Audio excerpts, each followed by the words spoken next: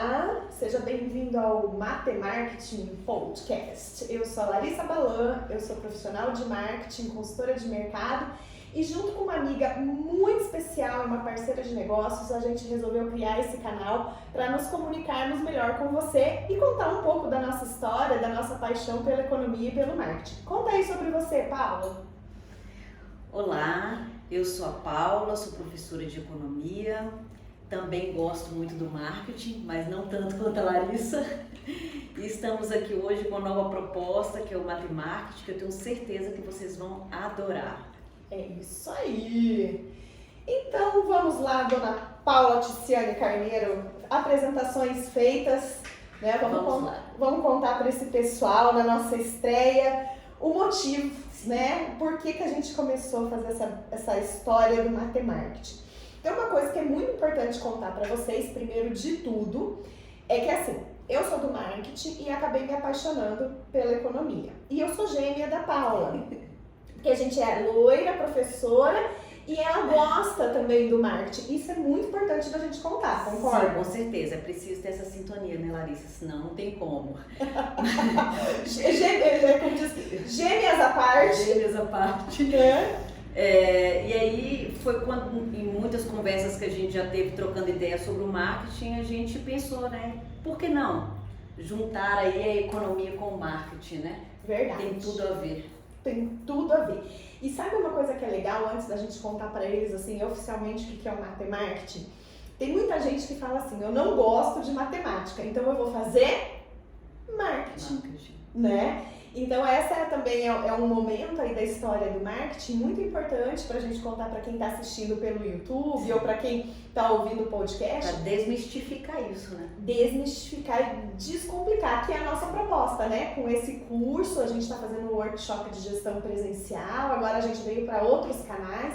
Mas a ideia é justamente essa, descomplicar isso, né? Sim. E provar que a matemática é importante sim, mesmo nas áreas criativas, não é? Com certeza, Lari. E saber assim que o marketing, ele se ampara em métricas, ele se ampara em banco de dados, não há como tomar decisões do marketing só na intuição e achar que de alguma forma isso vai ter o resultado concreto que se espera, né? Então é preciso se amparar ter esse norte da matemática, né? É isso aí. Então assim, acho que é super importante a gente começar contando um pouco sobre a evolução do marketing da economia. Eu faço a minha parte, você faz a sua aí, né? Para contar dos pensadores, o Keynes e seus compatriotas e amigos, né?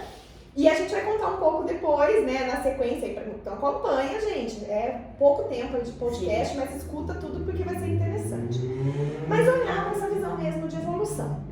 Então assim, sabe, Paulo, quando eu comecei a estudar marketing, e principalmente estudei marketing com mais profundidade, que isso eu tenho que fazer o registro aqui, eu devo ao professor Francisco Giovanni, que foi um professor da UEM, que eu tive a oportunidade de me matricular numa disciplina de comportamento do consumidor, mercado, cenários, né? E na verdade o Francisco Giovanni ele tem uma pegada muito interessante de antropologia de consumo, cultura de consumo. Então eu tive a oportunidade de estudar escolas de marketing, que até então eu sabia pelos livros, mas nunca tinha aprofundado. E olhando para essas escolas de marketing, né, isso produziu um conhecimento para mim muito interessante, porque a gente acha que o marketing ele é muito jovem e muito americanizado, né, que ele chegou no mercado aí, por exemplo, entre a década de 80 e 90. Sim. Né? E talvez pra gente aqui no Brasil realmente essa foi a sensação, porque a gente sempre copiou o modelo americano, né? E vamos combinar que as nossas fronteiras aí, né, foram realmente abertas para transações comerciais com o Collor. Bem ou mal, ruim ou não, né, foi ele que permitiu. Na década de 90. Isso, toda essa abertura, né, comercial. Mas aí o que acontecia? Então a gente achava que marketing era vendas até então, né? O que você faz? Eu trabalho com marketing e vendas. Não, na verdade, o marketing é uma ciência muito anterior a isso. Que na verdade ele podia até não ter o nome que ele tem hoje, mas ele tem fundamento lá na economia, porque o olhar era todo baseado na troca de mercadorias, né? Desde o escambo, né, lá de trás, e depois a evolução mesmo de pensamento. Surgimento do comércio, né? Pois é.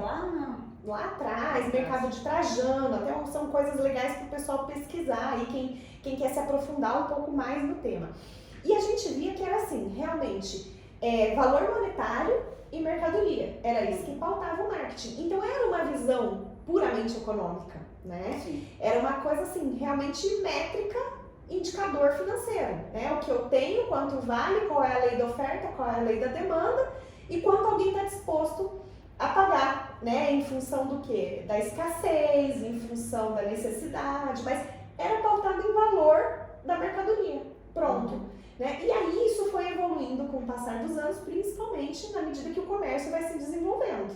Não é? Você também acho que passou por essas etapas aí de estudo, né? Isso. E essa a relação do comércio com o consumidor, né? Isso também mudou muito, né? Antes o consumidor era extremamente passivo, ele só recebia a mercadoria, né? Ele não opinava. Então, por isso que o marketing também foi mudando, né? Muito. E só pra, assim, tudo hoje é muita curiosidade, né? A gente até marca aqui o que vai falar, mas fala mais do que devia falar, enfim, mas tudo é conhecimento.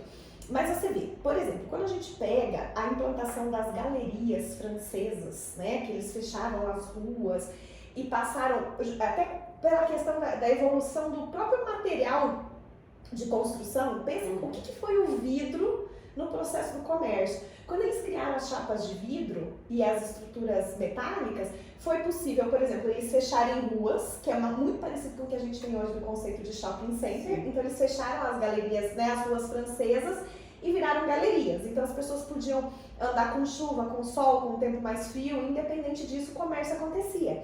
E sabe o que o vidro, a chapa de vidro proporcionou? A inserção das vitrines, que aí tirou essa passividade também do comércio. Então as pessoas podiam mostrar o que tinha dentro da loja sem que a pessoa precisasse entrar. E acontecer aquele namoro, aquele encanto. E de lá pra cá a gente só viu uma evolução, né, a respeito disso na comercialização, no formato de comercialização. Mas eu penso assim, que pros dias de hoje, esses encantamentos, eles são, não é mais diferenciais, eles são necessários. Sim. Não é? E o que fica disso? O que fica é a gente entender qual é a estratégia mais adequada para cada segmento. E é aí que entra a economia, gente. Então, Mari, inclusive você falando aí da questão da evolução, a economia também passou por esse período de evolução. Se pegarmos ali no início da economia, né, lá com os clássicos trabalhavam a economia considerando apenas comportamento, né? Era uma análise ali muito amparada e muito próxima da sociologia, da antropologia. E aí depois veio com os neoclássicos, aí já veio aquela visão mais matemática, né? Como se o consumidor ele fosse racional. Então o consumidor vai lá, faz a compra daquilo que precisa, né? E oferta o produto e pronto, acabou. E agora, né? E quando eu digo agora, é da década de 80 para cá, porque ciência ela demora um pouco para acontecer, porque são comportamentos, né? Então de 80 para cá começou-se essa volta do consumidor enquanto ser social, né? Considerando as emoções, considerando os grupos sociais dos quais ele se relaciona, considerando as referências. Então isso tudo está muito relacionado ao marketing, né? Não dá para poder desconsiderar essas duas ciências, né? Que a gente também considera o marketing como ciência. Não dá para desconsiderar que essas ciências elas podem trabalhar e ser produtivas juntas, né? É um reencontro feliz, né? Muito feliz. O marketing e a economia. Isso, com certeza. Né? Eu não sei se quem está ouvindo a gente, eles conseguem já ir captando isso. Eu acho que sim, né? É essa a ideia. Então, assim, por que a gente até formatou essa dupla dinâmica aqui para trabalhar? Porque a economia entendeu que precisa do marketing, não adianta só olhar um indicador econômico. E o marketing entendeu que não adianta só fazer barulho, ele precisa ver o resultado. Então esse é o reencontro feliz das duas áreas, né? Com certeza. E é entender, né, como você falou, não é só fazer o barulho. O consumidor e o produto e o empresário, ele precisa entender que eles agem dentro de um mercado, né? Isso aí. E é o que a gente conversa sempre aqui, troca ideias, de que esse mercado, ele possui variáveis que afetam o empresário, afetam o consumidor e que não dá para ser desconsiderada, né? E quando eu digo afetar, às vezes não é nem no sentido negativo, é de influenciar mesmo as nossas decisões de consumo e de oferta de produto, né? É isso aí. Então, quando a gente começa a trabalhar junto com os economistas, né, e vocês nos ensinam Por que eu preciso saber o PIB, né? A gente tem falado muito isso no curso, né? Por que eu preciso saber o PIB? Por que a taxa Selic é importante? Que mais? Me ajuda a lembrar o que você mais Taxa de inflação, taxa de câmbio, desemprego, índice de confiança do consumidor. São variáveis que vão influenciar. Então, por exemplo, quando o empresário ele vai analisar o próximo investimento que ele vai fazer, ele não pode analisar apenas considerando o consumidor, o cliente que ele tem, nem tampouco os fornecedores. Ele tem que considerar todo o cenário, né? Por quê? Porque existem variáveis que vão influenciá-lo. Por exemplo, a inflação, que nós vamos ter para o ano que vem, a taxa de juros, são variáveis extremamente importantes que o empresário precisa estar pautado, né, para entender, porque são variáveis que vão influenciar tanto o consumidor quanto o empresário. Né? É isso aí. E às vezes é essa falta de conhecimento ou essa repulsa que muita gente tem da área econômica, porque é o economês, né? Sim, é o economês. O economês, né? E que a gente agora vai tentar, o nosso objetivo é descomplicar isso, né, Larissa? Trazer isso de uma forma que seja possível da pessoa entender, né? Não sair com aquela sensação de que, nossa, que assunto chato esse. E sabe, Paula, eu fico pensando assim, né? Quanta melhoria ou quanto resultado a gente traz para uma empresa se a gente consegue realmente fazer o empresário, seja ele micro, né? Ou um nano empresário. Sim. Gente, eu sou nano empresária, né? Minha empresa é muito pequena, mas não é por isso que ela não vai ter que dar resultado, que ela não tem que pagar todos os boletos, que ela não gera algum tipo de emprego direto ou indireto. Então, mesmo o empresário mais pequenininho, ou aquele empreendedor, que agora a gente tem aí oportunidades absurdas nessa economia digital, né, que está acontecendo.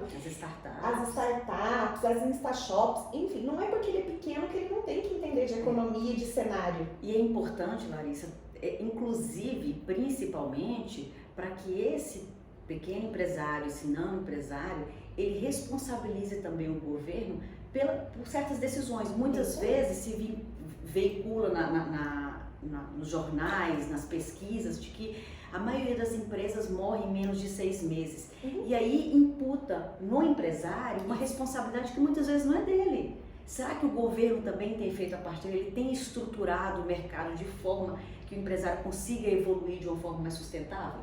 Pois é, né? Hoje de manhã eu ainda comentava isso com os alunos, né? A gente estava falando assim, que em termos de tributo, né? Gente, não se preocupa, o papo não vai enveredar para isso, mas é importante a gente falar, né? Como essa economia digital, ela é fantástica, fabulosa, né? Do jeito que ela está acontecendo, essa era pós-digital que a gente está vivendo, mas como ela é dúbia, né? Porque, por exemplo, uma pessoa que monta uma loja física, ela sofre mais fiscalização, ela tem mais, vamos dizer assim, também fiscalização de impostos, né? Tanto o municipal, o alvará de funcionamento, quanto as notas fiscais que ela emite. Ela tem que ter uma contabilidade e, de repente, alguém vai lá, monta uma InstaShop, comercializa N produtos pelo digital. Sim. E aí ele vai lá no correio, né? Ele despacha mercadoria, vamos supor esse colar aqui que eu tô na mão, né? Quem tá no podcast não vai escutar, só o barulhinho, ó, né? De contas. Então eu chego no correio e falo assim, olha, eu gostaria de mandar essa encomenda. Eles vão perguntar, mas o que é? É um presente pra minha amiga Paula. Sim. Né? Eu faço uma declaração de conteúdo e mesmo que eu chegue lá 30 dias fazendo uma declaração de conteúdo, o correio não tem a função de me fiscalizar. Né? Ou me cobrar, ou me taxar por isso. Então, a economia digital, a gente vê que ela é acho que ela vai responder, a gente estava até vendo um artigo, 60% das oportunidades para 2022 estão nessa economia digital, principalmente para a área de serviço. Mas, por outro lado, ela tem um dark side aí, né? Sim, e aquela coisa, Larissa, o governo, a estrutura tributária que nós temos hoje não está preparada para essa economia digital. Porque a nossa estrutura tributária é da década de 60, onde nem existia essa possibilidade de um comércio digital. Então, olha o quanto de imposto que o governo deixa de cobrar, e aí, por vez, como a arrecadação cai ou a arrecadação fica aquém do que deveria, eles acabam aumentando impostos e aí prejudicando a loja física, enquanto que o outro acaba saindo com o dinheiro limpo, né? Sem essa estrutura. E aí, vem toda essa questão também do marketing, né? Sim. O que a gente pode fazer também, não é para combater, mas para parear, né? Com Parear certeza. essas ações e você Que sejam justas, né? Isso, ter alguma vantagem competitiva para continuar Com operando certeza. nesse canal, nesse formato. Até mesmo porque a gente também estava discutindo no nosso curso, né? Uhum. Que o varejo físico no Brasil, né? A possibilidade de que ele morra é pequena, porque o brasileiro ele gosta de ir à loja, ele gosta desse relacionamento com o lojista, né? O lojista vai, apresenta o que ele gosta, então assim, existe toda uma relação muito próxima, né? E o brasileiro gosta disso. E aí esse lojista físico, ele acaba sendo penalizado pelo fato de que a estrutura tributária é feita para ele e não para a economia digital. Pois é. E isso tudo é o que a gente está vivendo. E não tem mais escapatória, tá, gente? É mundo sem volta. É mundo sem volta. Não adianta você querer caranguejar e falar, o síndrome de Gabriela, eu me recuso porque eu nasci assim, a minha loja foi sempre assim e eu sou Gabriela lá. Não adianta, né? Você vai ter que se adequar, esse é o mundo do momento. E é isso também que a gente quer trazer, né, nessa proposta do Matemarketing. O que são essas tendências? O que é uma moda ou o que é um modismo, que é muito rápido, né? E se a gente conseguir, então, avaliar indicadores econômicos com toda essa questão de tendências, né, ou de moda, modismo que estão aí no cenário, a gente passa a ter estratégias que são elaboradas com um grau maior, né, de certeza. Com certeza, mais assertivas, né? Perfeito. E isso vai garantir de alguma maneira mais sucesso, né? Sim. Eu acho que a gente concorda nesse ponto e eu acho que vale a pena ressaltar aqui. Eu sempre falo assim, nenhuma estratégia nasce com 100% de eficácia. Não. Né? Quando ela nasce com 50-50. E aí a gente estuda, a gente corre atrás da informação, a gente corre atrás do indicador para subir esse percentual, né? Para chegar lá, por exemplo, 80, 90, tem situações que até 95% de chance, né, de dar errado, mas de dar certo, mas sempre a gente vai ter que lidar com um índice, né, com um percentual aí de necessidade de um plano B. Isso, e a questão da flexibilidade, né? Inclusive das metas, das inúmeras possibilidades que o mercado mostra, porque assim, existem variáveis que elas não são do nosso controle, né? As variáveis econômicas não são do nosso controle, o comportamento do consumidor não são do nosso controle.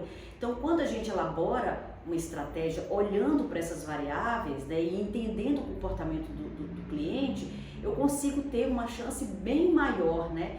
E aí é que vem aquela questão, que muitos empresários, como são mais conservadores, pensam que não é possível se empreender, não é possível ter sucesso em momentos de crise. Na verdade, não é isso, né, Larissa? Não. Em momentos de crise é possível sim ter sucesso.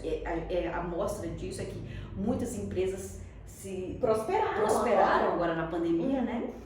E não viram essa crise da maneira como foi pintada na mídia. Mas por quê? Porque se utilizaram de estratégias mais sólidas, né? Perfeito. Não foram apenas intuitivas, né? E agora, né, a gente vai ter que ir para essa linha de trabalho no mercado, deixar o intuitivo um pouco de lado, né? Porque isso funcionou em algum momento da história, isso funcionou. Vamos pensar que, de repente, assim, os nossos avós, os nossos bisavós, quando eles tinham lá a vendinha, o mercadinho, a loja de tecido, eles não tinham essa formação. Sim. E o acesso à informação que nós temos hoje, né? Pois é, imagina. Então vamos colocar isso a nosso favor, né? Isso, então eles acho que fizeram muita coisa, tem muito mérito da gente falar que eles tinham o tal do trejeito, do traquejo, a malícia do negócio, né? Na verdade, a gente cria tudo isso hoje com informação, né? Então, mesmo os jovens também que estão empreendendo aí, estão escutando a gente, isso não vale só para o macaco velho. Não, né? E tem muito jovem empreendedor, né? Isso aí, o Brasil é um país, né, de empreendedorismo, tá? É uma pena que, assim, a gente ainda empreende mais por necessidade do que por oportunidade, mas somos um país extremamente empreendedor, então temos que usar isso ao nosso favor. O brasileiro é muito criativo, né? Muito, né? É uma coisa fantástica, é um ser a ser estudado, né? Então, gente, por fim, né, vocês estão vendo que a gente precisa muito usar os números, os indicadores. E essa é a proposta do Matemarketing, né? Que é trabalhar matemática. Isso, né? Junto com marketing. Junto com marketing. Utilizar esses dados, né? Entender esse cenário econômico aí, aonde o cliente e o empresário se encontram, né? Então, o que acontece nesse cenário, né?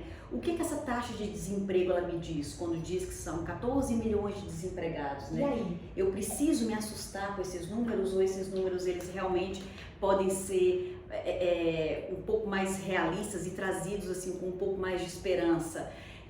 Sobre a inflação, qual que é o impacto que isso vai ter para o meu cliente, qual que é o impacto que isso vai ter para mim enquanto empresário, né? Como é que fica a minha relação com os meus fornecedores? Compro ou não compro? Compro ou não compro, invisto ou não invisto, posso utilizar de uns produtos substitutos. Então existem muitas possibilidades que o Matemarketing traz pra gente, né? Isso. A taxa de juros alta.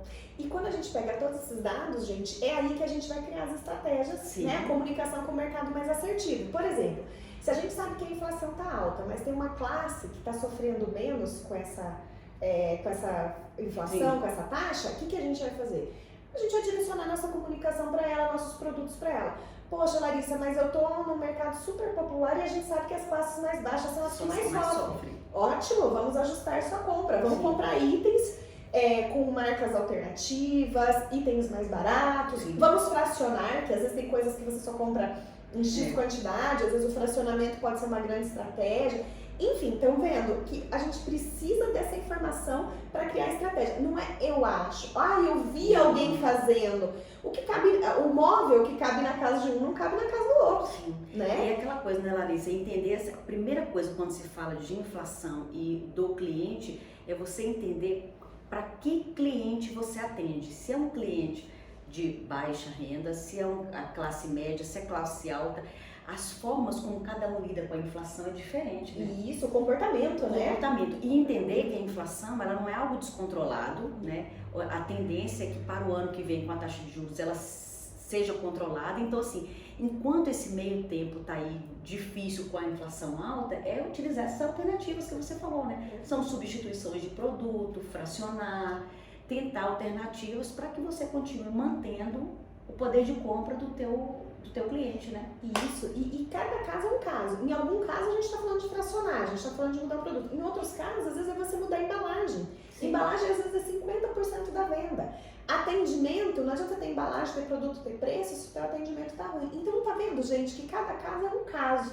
Mas é isso, quando a gente tem informação, Sim. muda a nossa visão. Ouro, né? Isso. Na verdade, quem compartilha o que sabe muda, né? a rota, Sim. O destino de quem aprende. Então é isso, a gente vai compartilhando e vai mostrando como que isso pode impactar, né? E a gente vê que realmente é um ponto fatídico, essa questão de, né, é uma necessidade hoje usar esses indicadores de mercado e também o Big Data, Sim. né? E a gente vê, né, Larissa, nas turmas que nós trabalhamos o Matemarketing, o feedback dos alunos com relação a isso, né? Isso. Nossa, como realmente isso faz diferença e a gente não havia pensado.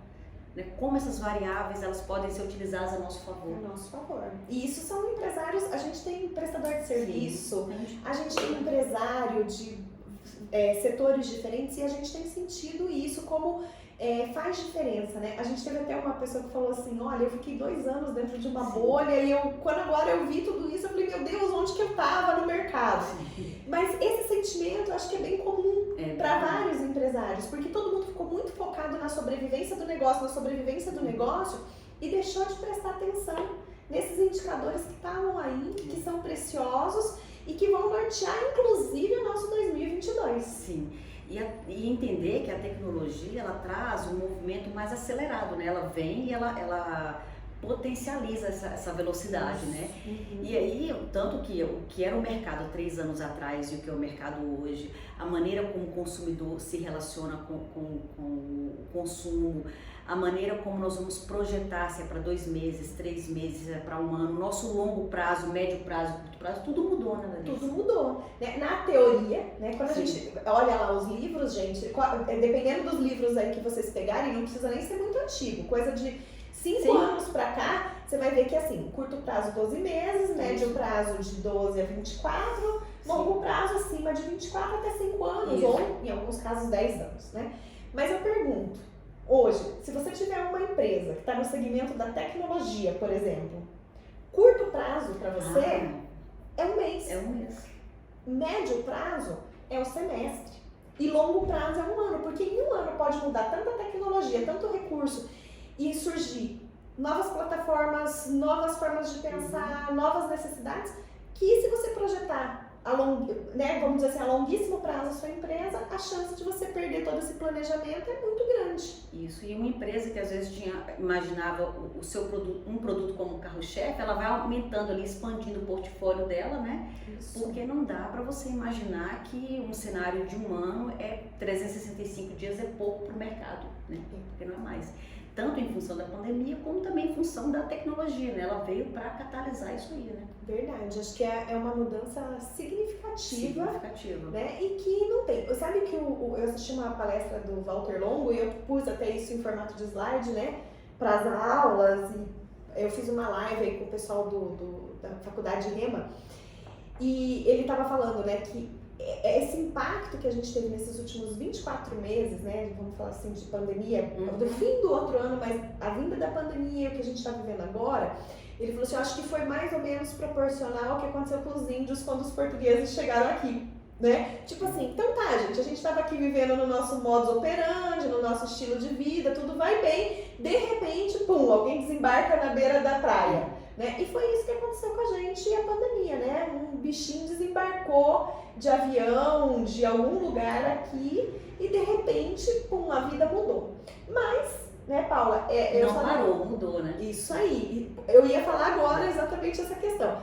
A gente tem que olhar, não negligenciando as dores ou as mortes que aconteceram, né? Mas pensar o seguinte, tudo é uma oportunidade da gente repensar, seja a vida, o comportamento individual, o comportamento em família e os negócios, né? Isso vem em todas as esferas. Então, a pandemia trouxe sim muita dor, trouxe muitas perdas, mas ela também trouxe muitos aprendizados, né? Quem conseguir olhar para tudo isso e entender que a gente não está aqui a passeio, né? Nem no aspecto indivíduo, ser humano, nem no aspecto empresarial, vai colher assim, muitos frutos, né, desse novo mundo aí que veio para ficar. Acho que essa é a grande lição que a gente tem da pandemia, né, assim, numa esfera geral, né? Sim.